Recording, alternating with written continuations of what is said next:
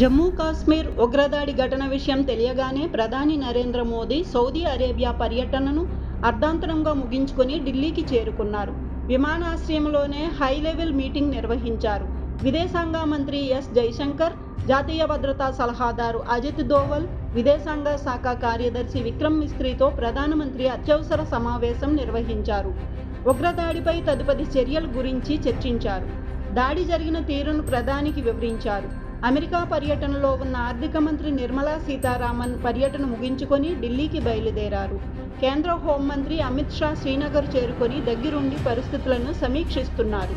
భద్రతాధికారులకు ఎప్పటికప్పుడు సలహాలు అందిస్తూ గాయపడిన వారికి మెరుగైన చికిత్సకు ఆదేశించారు. పహల్గాంలో ముష్కరుల దాడిలో ఇప్పటి వరకు 28 మంది ప్రాణాలు కోల్పోయారు. గాయపడిన వారిలో 19 మంది పరిస్థితి విషమంగా ఉన్నట్లు అధికారులు వెల్లడించారు. జమ్మూ కాశ్మీర్ పెహల్గాం ఉగ్రదాడి తర్వాత టీఆర్ఎఫ్ ఉగ్ర సంస్థ కార్యకలాపాలు మరోసారి చర్చకు దారితీసింది. లష్కర్-ఏ-తొయిబా సంస్థపై నిషేధం విధించడంతో పాటు అగ్రరాజ్యం అమెరికా పాకిస్తాన్కు ఆర్థిక సాయం నిలిపేయడంతో దానికి అనుబంధంగా టీఆర్ఎఫ్ ఉగ్ర సంస్థను ఏర్పాటు చేశారు. పాకిస్తాన్ ఐఎస్ఐ సహకారంతో లష్కర్-ఏ-తొయిబా ఉగ్రవాదులను టీఆర్ఎఫ్లో చేర్చుకొని దాడులకు పాల్పడుతున్నారు. జమ్మూ కాశ్మీర్ ప్రత్యేక ప్రతిపత్తి కల్పించిన ఆర్టికల్ 370 రద్దు తర్వాత టీఆర్ఎఫ్ ఉగ్రమూక పుట్టుకొచ్చింది. ద రెసిస్టెన్స్ ఫ్రంట్ పేరుతో 6 ఏళ్లుగా ఉగ్రదాడులకు తెగబడుతోంది.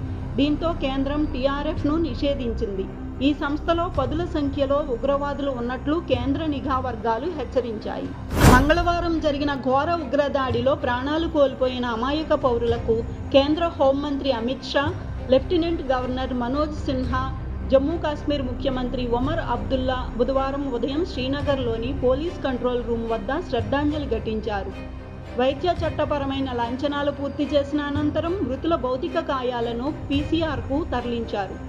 అక్కడ ఏర్పాటు చేసిన కార్యక్రమంలో ఈ ముగ్గురు నేతలు పుష్పగుచ్చాలు ఉంచి మృతుల ఆత్మశాంతికి ప్రార్థించారు. పహల్గాం ఉగ్రదాడిలో మరణించిన వారి కుటుంబాలకు తమ ప్రగాఢ సానుభూతిని తెలిపారు. ఉగ్రమూకల దాడిలో విశాఖ నగరానికి చెందిన బ్యాంకు మాజీ ఉద్యోగి చంద్రమౌళి చనిపోయారు. పహల్గాం ఉగ్రదాడి జరిగిన సమయంలో చంద్రమౌళి ఆ ప్రాంతంలో పర్యటిస్తున్నారు. ఉగ్రవాదులు చంద్రమౌళిని వెంటాడి మరీ చంపినట్లు సహచర పర్యాటకులు చెబుతున్నారు. వదిలేయాలని వేడుకున్న ముష్కరులు వెంటాడి మరీ చంపినట్లు తెలుస్తోంది.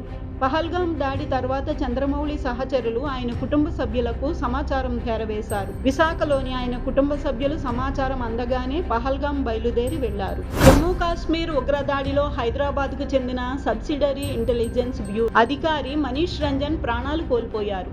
కుటుంబ సభ్యులతో ఆనందంగా గడిపేందుకు కాశ్మీర్ పర్యటనకు వెళ్లిన మనీష్ ఉగ్రమూకల దాడిలో చనిపోయారు. భార్య, 2 పిల్లల కళ్ల ముందే మనీష్ను ఉగ్రవాదులు పట్టనబెట్టుకున్నారు. మనీష్ ఐడి కార్డు చూసి మరీ కాల్పులు జరిపారు.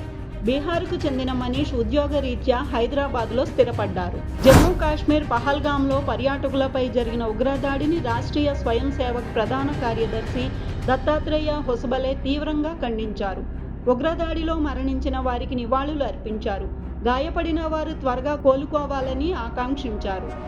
దేశ ఐక్యత, సమగ్రతలపై ఉగ్రవాదుల దాడికి ప్రయత్నించారని పేర్కొన్నారు.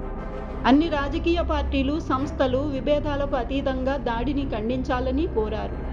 బాధితులకు, వారి కుటుంబాలకు సహాయం చేయడానికి ప్రభుత్వం అవసరమైన ఏర్పాట్లు చేయాలని సూచించారు. ఉగ్రదాడికి పాల్పడిన వారిపై కఠిన చర్యలు తీసుకోవాలని రాష్ట్రీయ స్వయం సేవక్ ప్రధాన కార్యదర్శి దత్తాత్రేయ హొసబలే డిమాండ్ చేశారు.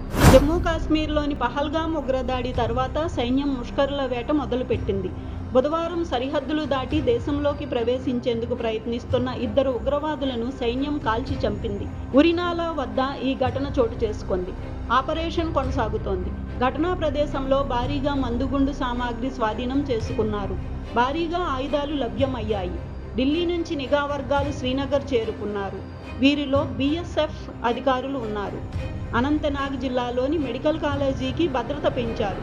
నిఘా వర్గాల హెచ్చరికల నేపథ్యంలో జమ్మూ కాశ్మీర్ అంతటా హై అలర్ట్ ప్రకటించారు. భీకర ఉగ్ర దాడిలో పాల్గొన్న ముష్కరులు ఊహా చిత్రాలను అధికారులు విడుదల చేశారు. ఈ దాడి వెనుక ఉన్న అనుమానిత ఉగ్రవాదుల ఫోటోతో పాటు వారి స్కెచ్లను భద్రతా సంస్థలు విడుదల చేశాయి. 3 ఉగ్రవాదులను ఆసిఫ్ పుజీ, సులేమాన్ షా, అబూ తల్హాగా గుర్తించారు.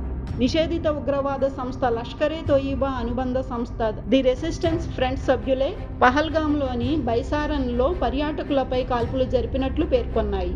కనీసం 5 నుంచి 6 ఉగ్రవాదులు కుర్తా పైజామాలు ధరించి లోయ చుట్టూ ఉన్న దట్టమైన పైన్ అడవి నుంచి వచ్చి AK-47 తుపాకులతో కాల్పులు జరిపినట్లు నిర్ధారించాయి. జమ్మూ కాశ్మీర్లోని పహల్గామ్లో పర్యాటకులపై జరిగిన దారుణ ఉగ్రదాడి నేపథ్యంలో ప్రధానమంత్రి నరేంద్ర మోదీ సౌదీ అరేబియా పర్యటనను అర్ధాంతరంగా ముగించుకుని హుటాహుటిన భారత్కు తిరిగి వచ్చారు. అయితే సౌదీలోని జడ్డా నుంచి ఢిల్లీకి తిరుగు ప్రయాణంలో ప్రధాని విమానం పాకిస్తాన్ గగనతలాన్ని వినియోగించకుండా అరేబియా సముద్రం మీదుగా ప్రత్యామ్నాయ మార్గంలో ప్రయాణించినట్లు విశ్వసనీయ వర్గాలు తెలిపాయి. అయితే మంగళవారం సౌదీ అరేబియా వెళ్లేందుకు ఇదే విమానం పాకిస్తాన్ గగనతలం మీదుగానే ప్రయాణించింది. కానీ పహల్గామ్లో ఉగ్రదాడి వార్త తెలిసిన వెంటనే ప్రధాని తిరుగు ప్రయాణమయ్యారు. ఈ క్రమంలో సమయం ఆదా చేయడం, అనుమతులు ప్రక్రియను నివారించడం వంటి కారణాలతో పాటు తాజా ఉద్రిక్తతల నేపథ్యంలో పాక్ గగనతలాన్ని వాడకూడదని ఈ నిర్ణయం తీసుకున్నట్లు తెలుస్తోంది. జమ్మూ కాశ్మీర్లోని బారాముల్లా జిల్లాలో నియంత్రణ రేఖ వెంబడి ఉగ్రవాదుల చొరబాటు యత్నాన్ని భద్రతా దళాలు తిప్పికొట్టాయి.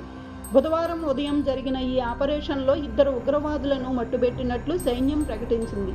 మంగళవారం పహల్గామ్లో పర్యాటకులపై జరిగిన దారుణ ఉగ్రదాడి తర్వాత గంటల వ్యవధిలోనే ఈ ఘటన చోటు చేసుకుంది. ఉత్తర కాశ్మీర్లోని బారాముల్లా జిల్లా పరిధిలోని యూరీ నాలా వద్ద సర్జీవన్ ప్రాంతం గుండా కొంతమంది ఉగ్రవాదులు దేశంలోకి చొరబడేందుకు ప్రయత్నించగా వారి కదలికలను గుర్తించి అప్రమత్తమైన సైనిక బృందాలు వారిని అడ్డుకున్నాయి. దీంతో ఇరు వర్గాల మధ్య కాల్పులు చోటు చేసుకున్నాయి. భద్రతా దళాలు జరిపిన ఎదురు కాల్పుల్లో 2 ఉగ్రవాదులు హతమయ్యారు.